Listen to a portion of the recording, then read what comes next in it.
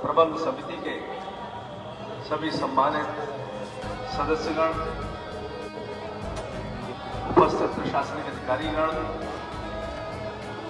इस विद्यालय के शिक्षक शिक्षिकाएं, प्यारे बच्चों, इस शहर के उपस्थित गणमान्य नागरिकगण, मातृशक्ति,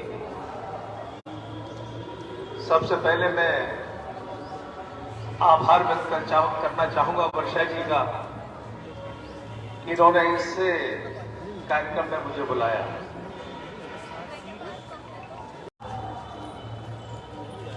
और फिर थोड़ा विलंब हुआ मुझे, क्योंकि अमेरिका से आई है, इसलिए टाइम की पंक्चुअलिटी वो सही 11 बजे आपको आना है। लेकिन हमारे साथ ये मजबूरी होती है, खासतौर से राजनीतिक व्यक्तियों के साथ, कि घर से निकल रहा है, कुछ आया उसको नहीं सुना तो उधर बहाना मिलता है कि बड़ा घमंड आ गया। कुछ शायराना अंदाज में कह देते हैं कि खुदा जब हुस्न देता है नजाकत आई जाए। और अगर वहां रुकते हैं तो यहां विलंब से कहते हैं कि देर से आते हैं। ये राजनीतिक दलों की मजबूरी है, उनके कार्यकर्ताओं की। इसलिए मैं आप लोगों के दर्शन 2 बार स्थगित होने के बाद कर सका और थोड़ा विलंब से हुआ। मैं आप सबसे माफी मांगता हूं। कुछ तो मजबूरियां रही होंगी, कोई यूं ही बेवफा नहीं होता।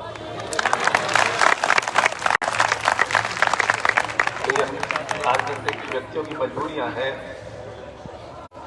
मैं फिर भी आप सबसे माफी मांगता हूं उसके लिए।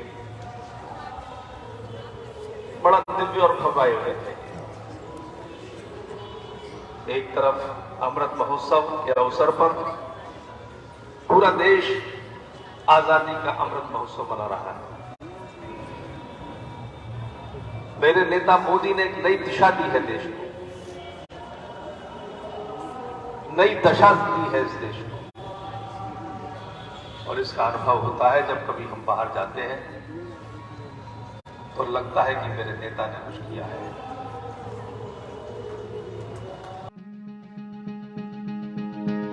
वर्तमान में प्रबंध तंत्र की उपाध्यक्ष वर्षा सिंह जी द्वारा यह स्थापित किया गया है।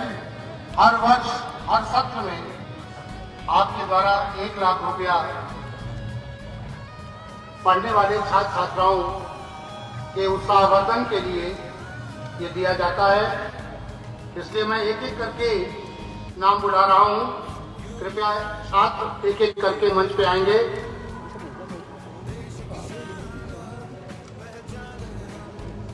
अभिकृति Awasthi, BA BSc third year Shruti Pandey,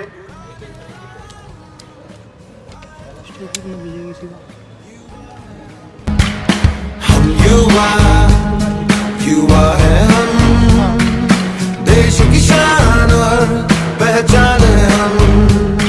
मदमस्त सी बहती बयार है हम, प्रगति की ऊंची उड़ान है हम। भारत के युवा है हम।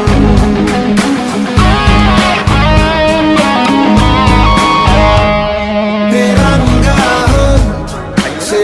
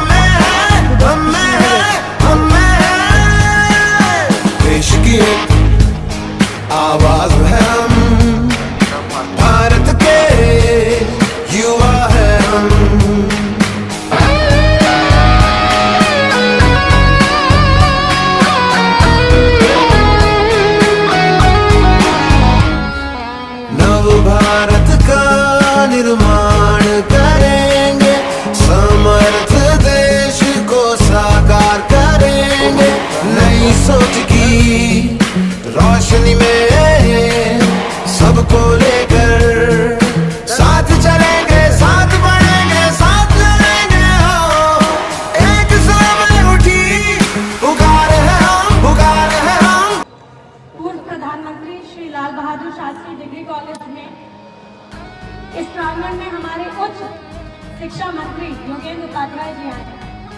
पहले तो heartfelt gratitude and thank you.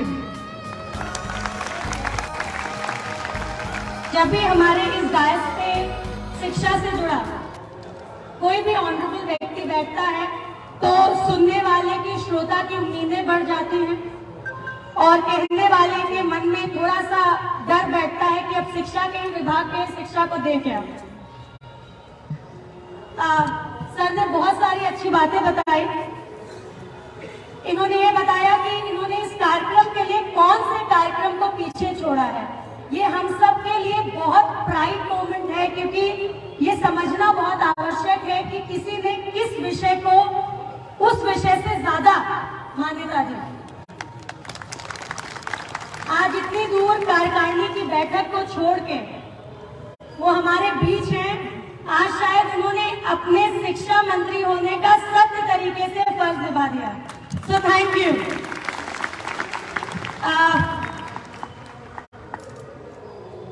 It takes me immense pride. मैंने इस मंच से हमेशा कहा है कि मेरे लिए यहाँ का प्रांगण बहुत ही पायस है, शुद्ध है, स्पेशल है, क्योंकि 20 वर्ष तक जिस पद पे आज मैं हूँ, मेरे पिताजी विराजमान हैं। जब कोई चीज की आप लेगेसी बढ़ाते हैं तो अक्सर लोगों को लगता है कि लेगेसी का मतलब पद का धारण करना होता है। एक्चुअली लेगेसी की परिभाषा जो मैंने अपने माता पिता से सीखी, उसकी परिभाषा थी कि लेगेसी मतलब उनके अच्छे कार्यों को आगे बढ़ाना, उनको जीवित रखना उनके कार्यों के माध्यम से, और तब शायद आप उनको सच्ची श्रद्धांजलि दे सकते हैं। जब आप चले जाते हैं तो मैं ये मानती हूँ कि आपने कैसी जिंदगी जी है, आपके जीने के बाद दिखाई देती है। जब भी मेरे माता पिता का नाम इतने गर्वपूर्ण तरीके से लिया जाता है, उनके कार्यों की इतनी प्रशंसा की जाती है, मुझे ऐसा लगता है कि माता पिता तो सबको मिलते हैं, पर इस तरीके के माता पिता बहुत योग्य लोगों को मिलते हैं। तो उन्होंने तो अपना कार्य पूरा कर दिया, पर उनके जाने के बाद मैंने अपने माता पिता को 11 दिन के अंतराल पे खो दिया। जब तक मैं ये समझ पाई कि माँ गई, तब तक पिताजी भी चल दिए। आक्रोश था, दुख था, पीड़ा थी, पर यह समझ में नहीं आया कि ऐसा क्या करें कि उनके कार्यों को इसी तरीके से जीवित रखें। ईश्वर ने मुझे मौका दिया 2021 जनवरी में इस पद को संभालने का। शायद इससे बेहतर कोई तरीका नहीं हो सकता था, शायद इससे बेहतर कोई प्लेटफॉर्म नहीं हो सकता था जहां से मैं उनके कार्यों को आगे ले जाने की शुरुआत करूं। मैं इसे बहुत प्राउडली कहती हूं कि मैं जो भी कुछ बनी हूं उसके पीछे सिर्फ 2 चीज है, ना धन है ना पद है, सिर्फ मेरे माता पिता के संस्कार और उनकी दी हुई बहुत अच्छी शिक्षा। और जब हम शिक्षा के विषय में बात करते हैं तो यहाँ बैठा हर यूथ इस बात को समझे कि आप किसी भी वर्ग से आते हो, आपके माँ बाप किसान हो, किसी के घर में बर्तन करते हो, किसी के यहाँ चूल्हा गट्टा करते हो, आपका घर खपड़े का हो, आपके घर के परिसर प्रांगण में एसी, टीवी, फ्रिज ना हो, इससे कोई फर्क नहीं पड़ता। आपको ईश्वर ने एक ऐसा प्रांगण दिया है जहां से आप अपनी हैसियत बढ़ा सकते हैं और वहां से यहां तक आ सकते हैं।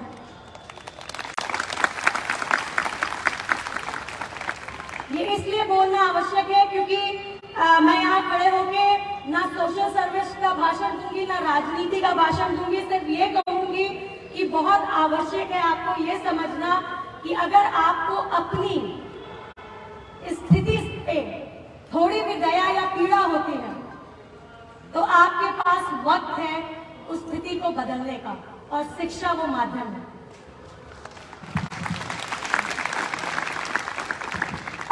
जब मैंने माननीय मंत्री जी को अपने यहाँ आमंत्रण दिया, उसके पीछे सिर्फ एक और एक वजह थी। हम शास्त्रीय समारोह हर साल मनाते हैं।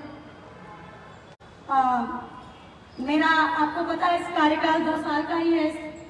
आप सब इस परिसर का मुझसे ज्यादा हिस्सा है। तो जब हमने उच्च शिक्षा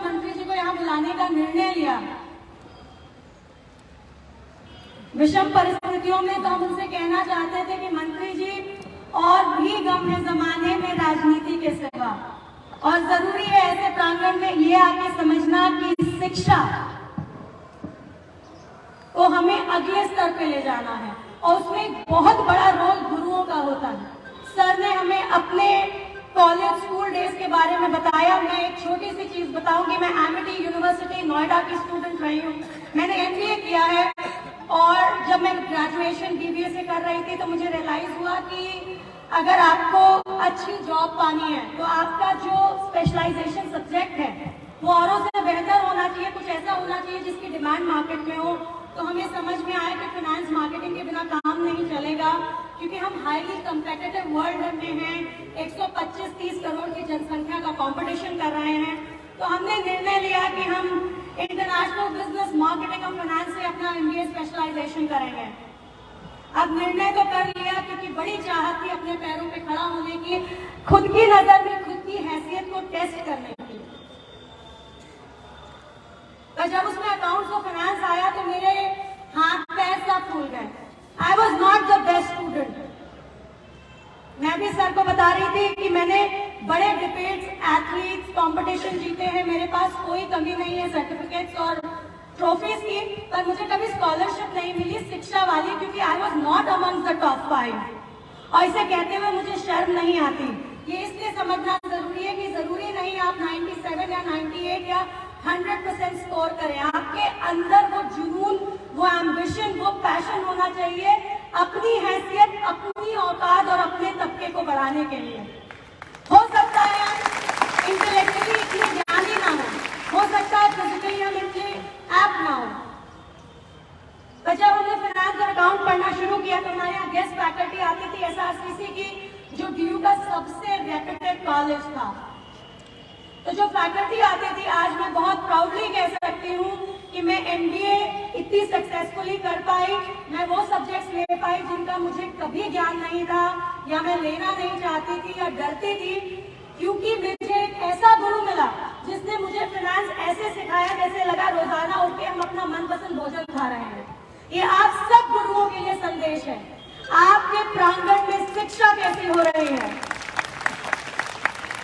आपके प्रांगण के बच्चे कौन सी हैसियत पा रहे हैं, वो किस पद में बैठे हैं, वो वापस आके आपसे ये कह रहे हैं या नहीं कह रहे कि गुरुजी आपकी वजह से मैं अपनी जीविका चला पा रहा हूं, तब तक शायद आपने अच्छे गुरु होने का कर्तव्य नहीं निभाया। तो आज इस मंच से मंत्री जी के प्रेजेंस में मैं हर गुरुजन से ये दिल से सिफारिश करती हूँ। मैंने जब यहाँ पे सर कार्यकाल संभाला तो मैंने एक वादा किया अपने बच्चों से कि 5 साल में Lal Bahadur Shastri degree college UP का नंबर 1 होगा और हम इंडिया का टॉप कॉलेज कहलाएंगे।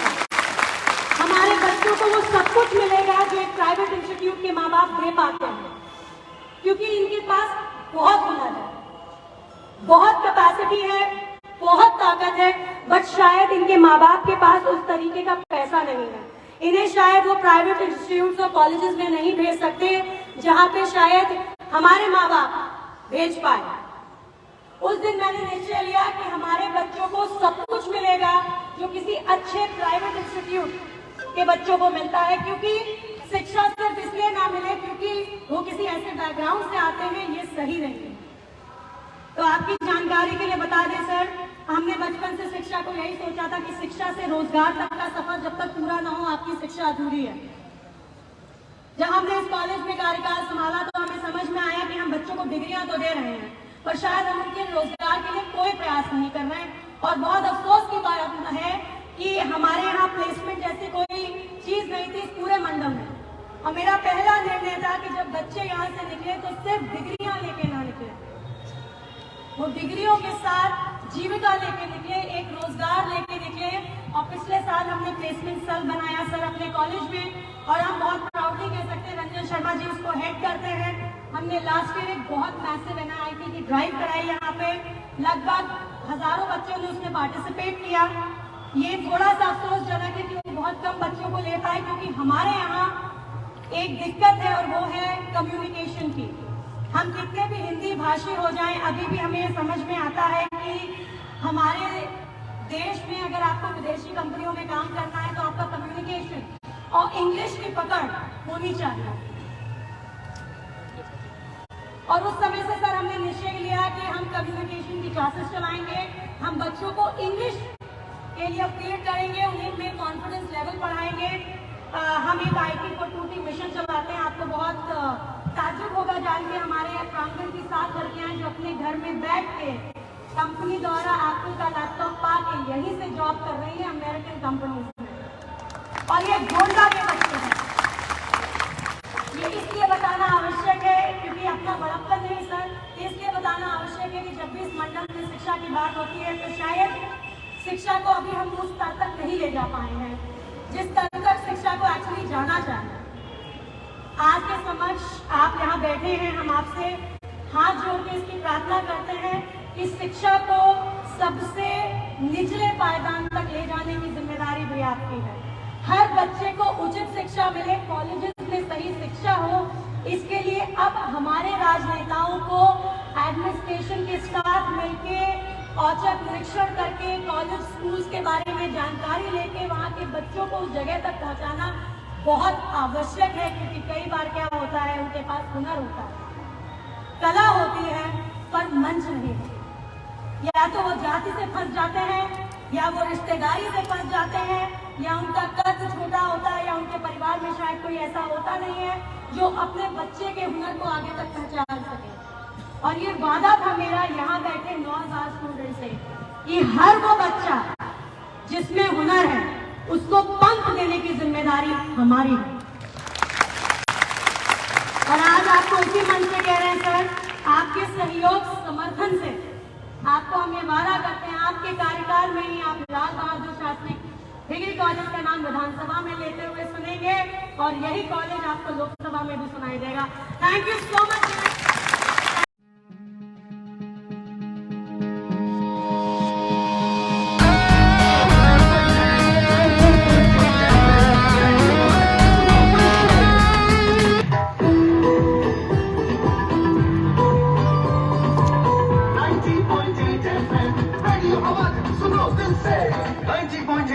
रेडियो अवध सुनो दिल से।